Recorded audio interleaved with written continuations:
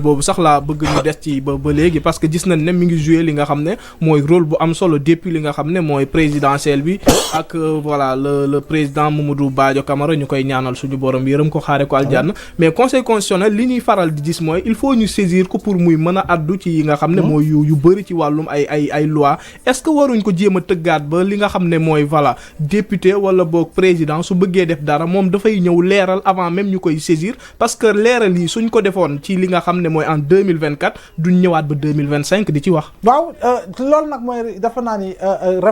réforme majeure la loolu. réforme majeure mooy ni procureur yi am sañ-sañ autosaisiru te kenn du ko porter plainte. absolument mu dégg mbaa mu gisal boppam. jàpp naa ni conseil constitutionnel war na mën a dem ba am pouvoir d'autosaisine. si yenn dossiers yi ba nga xam ni laata sax ñuy dugg si leneen moom dina autosaisiru. jàngat mbir mi. ba xool ndax am dëppoo na ak constitution bi wala dëppoolu ak constitution bi mën a rendre décision boo xam ne xëy na dinañu mën a anticiper sur énormément de crises. Fondamentalement il faut que ces réformes là ñu jëm si te jàpp naa ni daañu si jëm parce que l'annonce a été déjà faite par ki nga xam ne moo di njiiti réew mi donc si li nga xam ne moo di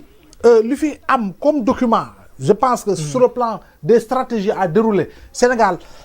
xalaat na si lu bari surtout lu jëm si charte de gouvernance démocratique bi lu jëm si commission nationale de réforme des institutions ak li jëm si réforme constitutionnelle bu ñu defoon fii en 2016 ak li nga xam ne defaat nañ ko comme assise yu jëm si wàllu justice jàpp naa ne yooyu yëpp bu ñu ko tënkee segg ko def le tri pour xool lan moo baax lu ñu war a tabax d'ici 15 ans d'ici 20 ans kenn dootu ko laal kenn dootu si werante jàpp naa ne foofu la ñu jëm ba pare nag doté de plus de moyens parce que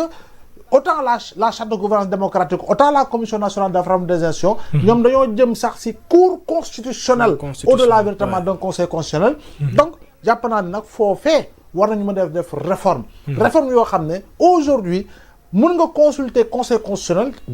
waaye conseil constitutionnel war na mën a def li nga xamoo di autosaisine maanaam xool mbir jëlal ko boppam jàngatal ko boppam rendre décision boppam au nom véritablement du peuple conformément véritablement aux dispositions de la constitution ba nga xam ne dootuñu dugg seen travers c'est comme tey jii nii imagine li xewoon ci présidentielle bi conseil constitutionnel bu amoon pouvoir bi jàpp naa ne laata sax président di ko jox wala di voter assemblée nationale ak yu demee noonu boobu conseil constitutionnel def liggéey bu rëy bi mu def maanaam bañ a nangu ñu dàq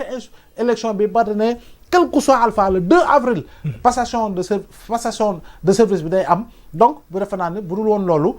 coow li xëy na mënoon na gën a bari waaye alhamdulilah ba nga xam ne conseil constitutionnel au dernier mois de la magistrature du président Macky Sall am na loo xam ne jël na ko comme responsabilité te depuis lors gëj nga dégg conseil constitutionnel rendre décision naan la incompétent jàpp naa ni loolu déjà c'est une avancée majeure avant ñuy jëm ci réforme yooyu par exemple par rapport au pouvoir d'autosaisine ba nga xam ne effectivement daañu permettre ñu anticiper sur pas mal de crises en tout cas man moom jàpp naa ne c'est une victoire de la démocratie du Pastef du opposition bi mais ci opposition boobu laa bëgg ñu des ci ak justice dañuy faral di gis que li nga xam ne mooy justice des fois su defee liggéeyam mu dal ci ay opposants dañuy jàpp ne dañoo manipuler li nga xam ne mooy la justice mais démb gis nañ ne ñoom ñëpp applaudir jàpp ne indépendance de la justice dafa am des fois politique yi ñoom ni ñuy def interprétation bi ñuy def ci justice tamit ñoom dañoo war a saluer le nouveau régime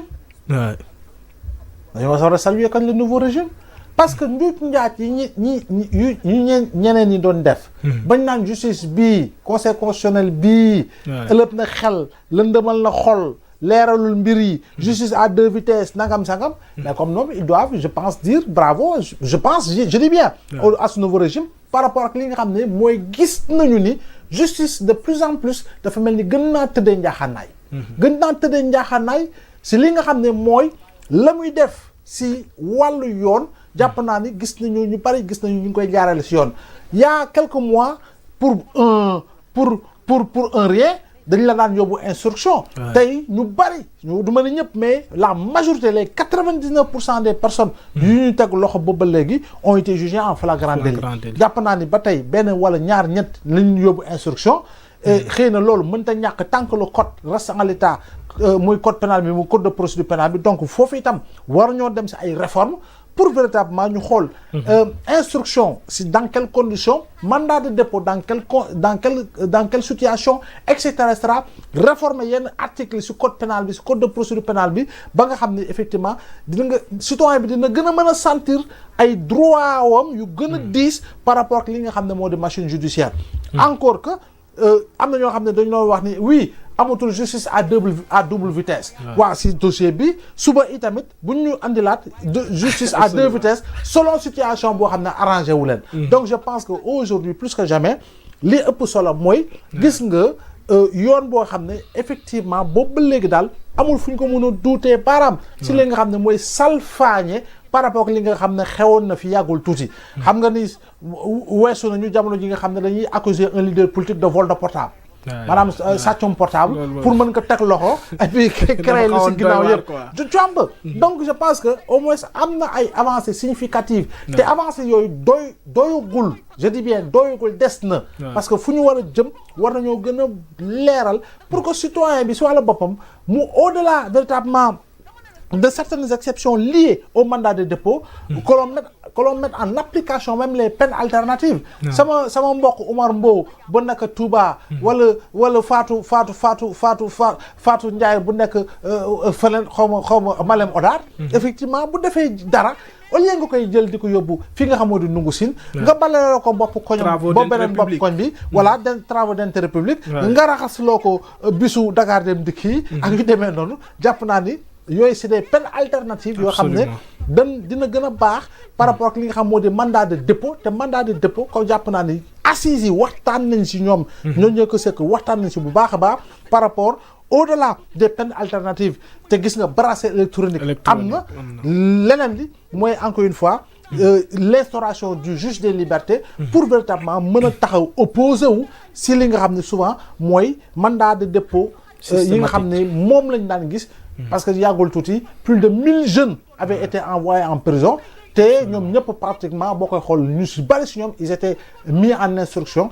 par rapport à des dossiers yoo xam ne le contenu était totalement vide. ñu des ba léegi ci li nga xam ne mooy li conseil constitutionnel wax mu nekk beneen fenêtre la mën a wax bu mu ubbil waa Pastef muy torture yi crimes yi ak li nga xam ne mooy voilà tiir yi ñu doon gis ci manifestation yi ba ñu ci bëri ñàkk ci seen bakkan mu jàpp ne loolu moom li nga xam ne mooy amnistie bi mënu ko effacer donc mën nañ jàpp ne ay poursuites dina ci am comme ni nga ko waxee sànq procureur mën na def li nga xam ne mooy liggéeyam mais au-delà de procureur su ko deful donc li nga xam ne mooy cour pénale internationale mën na saisir wu ci li nga xam ne mooy dossier bi su ko ay sénégalais jébbalee li nga xam ne mooy genre dossier yooyu. waaw gis naa avocat yu si wax avocat bu mel ni Juan Branco gis naa demu bind si. ñoom la si seen xam-xam gën a màcc te jàpp naa ni comme effectivement. loi au Sénégal bu ñu demoon ba ñu ne ok protéger nañu loolu sax sur le plan international mën nañoo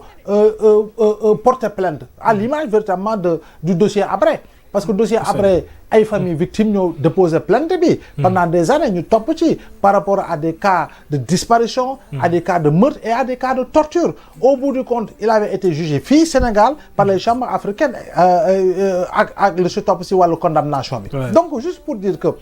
comme ni mu ko déggee si yenn jours yi effectivement bu ñu deful dara fii Sénégal am na ñoo xam ne am nañu sañ-sañ sur le plan international par rapport aux conventions yi nga xam ne Sénégal da ko signé ratifié ko ñu porter plainte si niveau fi gën a kawee maanaam lu si mel ni cour pénale internationale pour véritablement ñu war a mën a situer responsabilités yi par rapport ak ñi nga xam ne njortu nañu ni wala jiiñ nañu ni ñoom am nañu si responsabilité ba yoon mën a def liggéeyam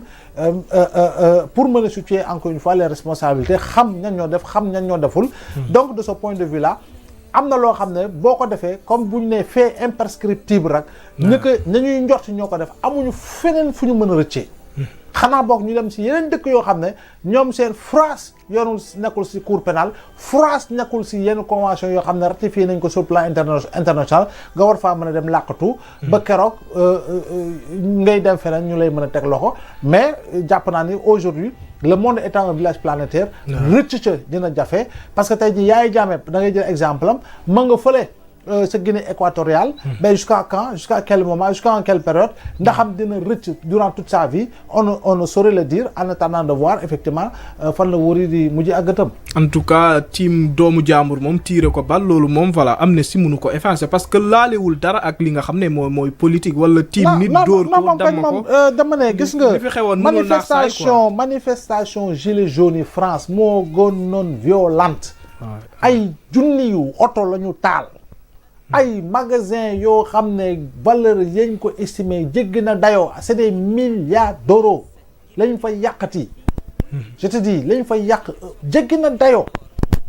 y a eu véritablement ay affrontement dóorante policier ak manifestant face à face. zéro mort. il y a eu manifestation ci réforme retraite yi. ay auto gendarme ay nit dugg nañu ci commissariat wu police jël seeni ay jumtukaay am nañu wuti woon sax ay lance roquette façon lance roquette yoo xam ne ay façon du ma ne roquette lay yóbbu ay pétard yu am doole la ñuy sànni moom la ñu manifestant yi teg di dóor si takk der yi zéro mort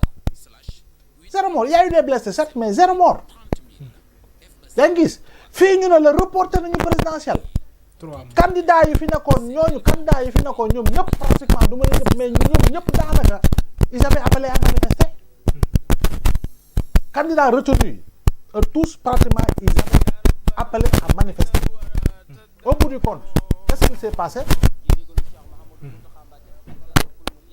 du compte qu'est-ce qu'il s'est passé? Il y a eu 3 morts. Il y a eu 3 ou 4 morts. Il y a eu des blessés. Il y a eu combien de morts? Donc je pense que quand même savoir raison garder si li nga xam ne moo jëm si yenn exaction yuy am malheureusement. Je dis encore une fois Omar, ce n'est pas normal que chez nous dans nos pays pour de petites manifestations mi nga xam ne citoyen bi dafa génn di exprimer li nga xam ne charte ndeyu réew moo ko may citoyen bi génn pour joytu li nga xam ne moo di wàllu salfaañe démocratie wàllu salfaañe ay droit am salfaañe yeneen mbir mais ñu war ko mën a dóor bal. te liñ daan gis depuis lors mooy impunité totale moo ci am képp kuñ dóor bal affaire yi day naax saay quoi. naax saay comme ça malheureusement parce que en tout moment et en tout lieu c'est-à-dire que chaque fois boo dara amee après dañ koy maasaale rek politiciens yi versé dans des compromissions entre eux ñu maasaale ko rek ànd ak jamono rek après fàtte jàll si leneen. mais je pense que benn moment il faut savoir opérer le point de rupture et en opérant le point de rupture c'est savoir situer les responsabilités kan moo def balaa nga naan baal waaye ñëpp d'accord si baal waaye balaa nga naan baal dañuy xam kan moo jëf yow ñëw nañu raas nañu studio Walf bi rek nga ne ok baal naa ñëpp. yomb na de. non si yomb na. xam nga di nga l'enquête xool jëm a xool nangam. est-ce que fii la wala fële la kan moo def voilà avant ñuy wax waxu kii baal. donc je pense que. affaire bi du topp nit ki pour topp nit ki parce que da nga kaa bëgg faagaagal. si sa banneexu bopp. déedéet dafa am loo xam ne dafa war. lu war mooy ñu xam kan moo jëf ñan ñoo jëf après est-ce que dafa am ñu leen yónni woon est-ce que dafa am ñu leen fayoon. armement yu ñu doon gis si mbedd bi kan ñan ñoo leen ko joxoon. je pense que loolu c'est très simple. c'est très simple. mais fi mu toll nii dara empêché wul li nga xam ne mooy beneen député bu Pastef mu dugalaat beneen voilà. beneen loi mais jaratu ko. wala jaratu ko ñu abrogé ko total wala ñu bàyyi nii. mais jaratu ko. débat sur ay amnistie total ak ay interprétatif jaratu ko. conseil constitutionnel war na la yoon kañ. kay interprété na lépp leeral na. voilà conseil constitutionnel leeral na lépp. fi jaratul de la débat autour de l'amnistie xaw ma de l'abrogation ak yooyu c'est derrière nous. le conseil constitutionnel ne leen yéen fee yooyu fee yi ngeen di jàppee mooy faat bakken mooy torture ay acte dégradant si jëmmu doomu aadama ak yeneen mbir yooyu dama ne fa abadan kenn mënu koo effacer loolu fee yooyu loi d'amnistie mënu koo couvrir c'est des faits imprescriptibles de ce point de vue là topp leen ngeen war a topp loolu kañ leer na fi jaratul ay dugalaat leneen conseil leeral na lépp. ci loi d'amnistie boobu ñi ngi jëm ci li nga xam ne mooy le dialogue national bi nga xam ne dañ ko inscrit ci li nga xam ne mooy le calendrier républicain mooy mois de mai